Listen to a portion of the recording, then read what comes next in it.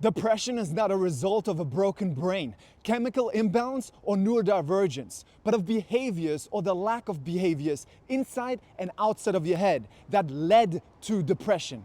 You didn't know that these behaviors would lead to your current state, or you would have avoided them. Furthermore, you probably don't even know what behaviors led to the state.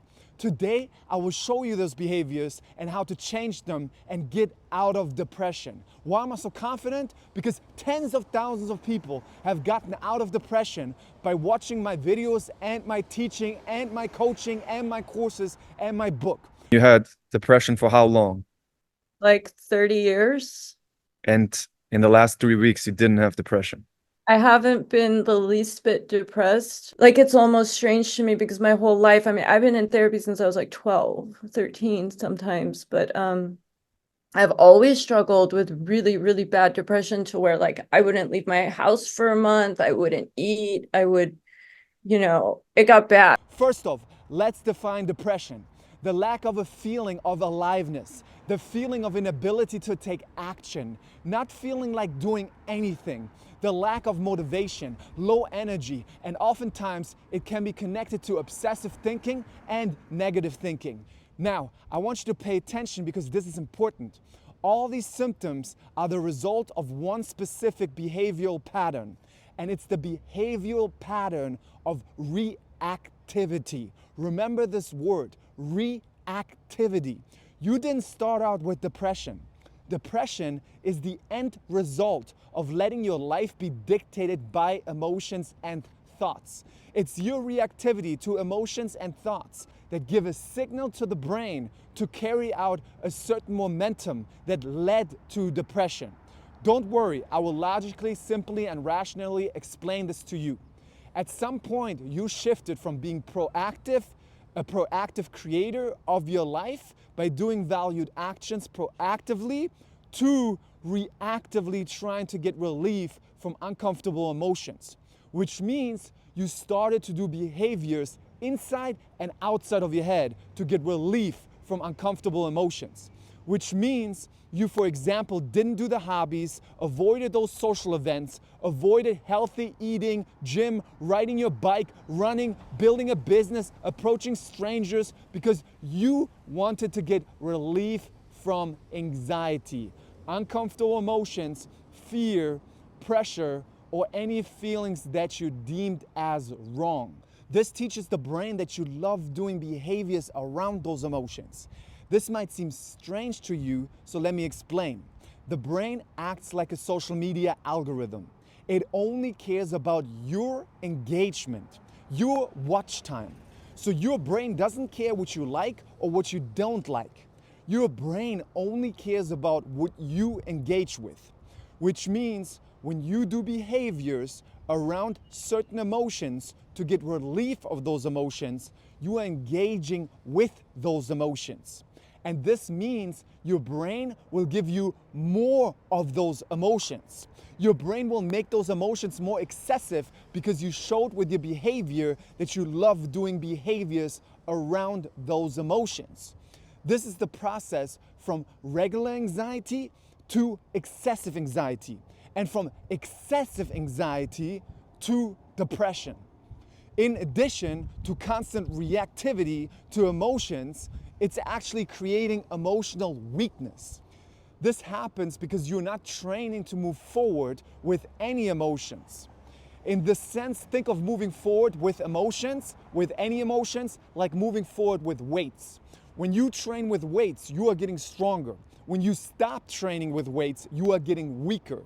When you train with weights and you're getting stronger, you are able to, over time, lift heavier weights, which means the weights that you previously lifted get easier and easier. When you move forward with wrong feelings or uncomfortable emotions or resisting emotions like weights in the direction of your valued actions, you are creating emotional fitness. This means that you will become a bigger space for the emotions, which actually means that the emotions have less of an effect on you because you are stronger now. This means you become competent, strong, confident, resilient, and composed. What also happens when you avoid moving forward with valued actions, with any feelings, is that you create lower self-worth. The reason for that is that you're showing yourself that those actions must be dangerous. Think of you having a little child in your body. You are inner child, and your inner child needs a confident adult to be confident as guidance. Now, when you avoid doing valued actions because of the feeling of anxiety, your inner child will say, I'm a little child and I'm scared of these actions. But now that you are scared of these actions, I'm even more scared because you are the adult. You're supposed to guide me. You're supposed to be strong. And this is how you create less and less confidence, because you're showing your little child that this must be scary because you as the adult don't move forward. But the more you move forward with any feelings in your body, the more you show your inner child that you trust yourself. And this is how you create more and more self-worth. I talk about this in depth in my self-worth course, where I coach 10 people on how to have more self-worth.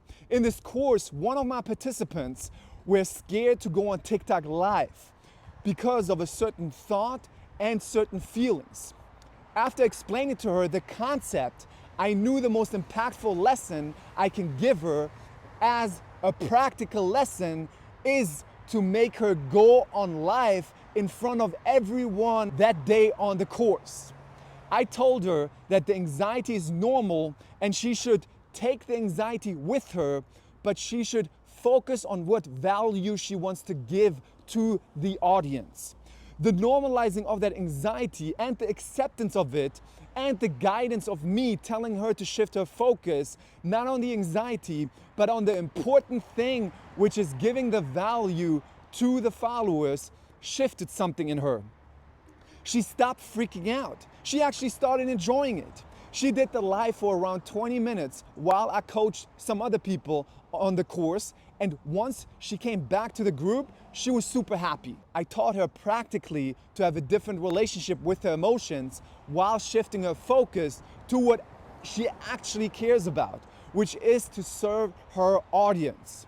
If I would have just taught her the concept, it could have been powerful and maybe at some point she would have applied it. But by me right there, putting her on the spot, giving her the tools and making her apply the tools right away, it had an immense impact on her and she had a wonderful transformation. On this call where many people wanted to create on social media and had the fear of judgment of others and anxiety, I made them create videos right there, back to back to back to back, until their brain and their little child saw it as normal, because the brain gets used to it and the little child gets used to it. It's a process. If you check out the course, you will see that after the third, fourth, and fifth attempt, something changed in them. Their brain stopped resisting so much because I basically showed them that they're not gonna stop, and then they showed themselves that they're not gonna stop. And the more attempts they did, the better videos they got, the more free, the more carefree they were. You can get that self-worth course in the description. Now think of it like this regarding depression. Because they're creating videos, they now create a support system for themselves, for their creative expression, and probably building a business. They're creating a support system in their life that supports them. This is creating a supportive life.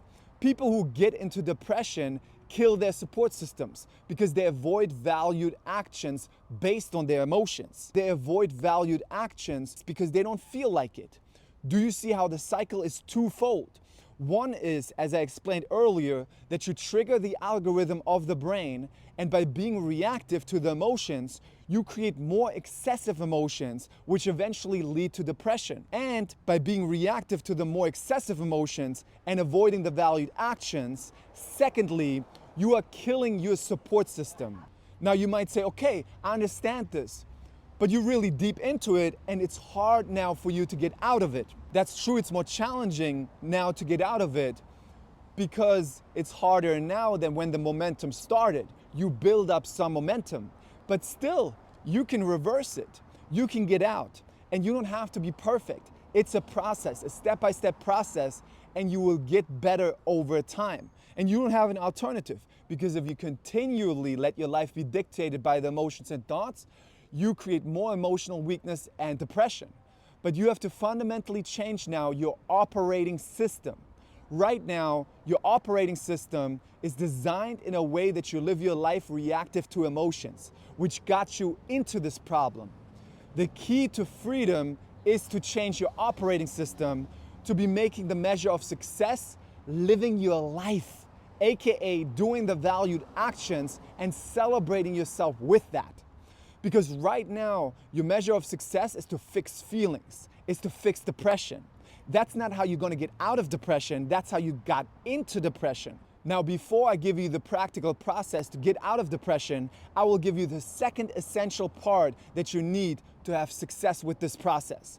To get out of depression, you need to practice cognitive defusion. I know it sounds like a big word, but it's simple to understand. Cognitive defusion is the differentiation between you and your brain, between you and your emotions and thoughts. When you try to figure out what emotions and thoughts are valid or invalid, you're still playing the game of the brain, and it will be harder for you to get out of depression. You're still identifying with emotions and thoughts, and you're still playing on the level of the brain. So the brain can easily trick you, because the brain already warped your reality by giving you more excessive emotions, thoughts, and stories. I can tell you that if you have depression for a long period of time, your reality is already warped, which means your excessive thinking and reactivity to emotions and thoughts created a signal to the brain to give you more excessive emotions and thoughts and stories, and this created certain beliefs and stories that are like a pair of glasses that you see reality through, really warped. Now don't worry, it's not as difficult as it seems to untangle all of that, because I'm going to give you a shortcut. When you're still trying to figure out what emotions and thoughts are the right ones to have, or which ones you should judge or label, you will always play a game that you're going to lose. Because your brain will say, oh yeah, maybe that's an important emotion, or that's an important thought. Well, that might be true, or that might not be true. Well, that is your intuition, or that is not your intuition. But there's a level that your brain cannot warp you. In the beginning of the video, I told you that reactivity got you the problems that you have. Now, very logically, I tell you, proactivity will get you into freedom. Specifically, proactively living your life by valued actions, not by thoughts and emotions. Which means you ask yourself, what do you want to grow in your life? And set the actions proactively. And no matter what the emotions and thoughts are saying, that you don't feel like it or that you're not good enough, you're gonna say, yeah, brain, that's fine. We're not good enough, and I'm gonna go to the gym anyway. Yeah, whatever, brain, and we're gonna go create a business anyway. Yeah, brain, they're gonna judge us all, and I'm gonna make this TikTok anyway. Now, you don't have to talk to the brain at all, but what you have to do is do those actions no matter the emotions and thoughts, and celebrate yourself for doing those actions with any emotions and thoughts, and see that as a workout. Cognitive defusion is you not identifying with those emotions and thoughts, and practice the workout of moving forward, doing the actions with any wrong feelings, and be proud of it. Now I'm gonna give you what you wanted, which is the process to get out of depression or excessive anxiety or any reactivity to emotions, which can also be an emotional addiction in relationships. All right, here's what you do. Very important, you want to start in the beginning of the day, because life is about momentum. And when you sleep, momentum stops. So when you wake up, you have the best chance to create a new momentum. This momentum needs to be created twofold. Number one, you need to spend time outside of your head, because if you wake up and you talk back to any thoughts that come up, you are ruminating and you're teaching your brain that that's what you love to do. That's what you want to do all day. And then you create a momentum which makes it harder to stop later in the day and try to turn it around. So from the beginning of the day, you want to spend your time outside of your head. What do you want to spend your time outside of your head on? Your valued actions. What are your valued actions? The actions that support your goals in life. like hanging out with your friends, going hiking, going to the gym, building your business, building art, creating things on social media, traveling, hiking, dating, creating a podcast, doing hobbies, playing tennis, going swimming, cooking for yourself, and doing your taxes, buying groceries, everything that supports your life. To find your values, I would suggest to check out my book, The Emotional Fitness Book, in which I show the value garden exercise that was created by Mark Freeman. I added to the value garden exercise 7 categories that humans universally relate to, so you have an easier time to find your values. I'm not going to go in depth on this because creating a video on cognitive diffusion or creating a video on the value garden would be its own video. But in my emotional fitness book, you can get the tools how to build cognitive diffusion, emotional fitness, mental focus, find your values, and you learn how to meditate with a 6-week meditation plan. You will also be able to learn what compulsions you might have, which are the behaviors that you do where you are reactive to emotions. I added animations to the book to make it simple to understand and fun and easy. You can get my book in the description. Continuing with the process to get out of depression, what I want you to do is practicing moving forward with the wrong feelings and celebrating it. To see it as a badge of honor, to see it as a training, to see it as something good for you. To see moving forward with wrong feelings as something good for you. To see it as a training that you're doing to get better. And I want you to celebrate yourself at the end of the day or after any action that you did with any feelings, that you did with the wrong feelings. I want you to celebrate yourself for all the valued actions. That's how you change your brain from being on the emotional addictive engine to the valued action engine. This practice will change your relationship with those emotions. You don't have to be perfect. You just have to take up more territory. Don't try to be perfect. Some days you will mess up. That's okay. Just go back on the path. When you get off the path, don't judge yourself that you're off the path. Don't beat yourself up that you're off the path, because that keeps you more off the path. Just go back on the path. And over time, this process will get you out of the depression. All the resources are in the description. Let me know in the comments what videos you want to see next. Much love.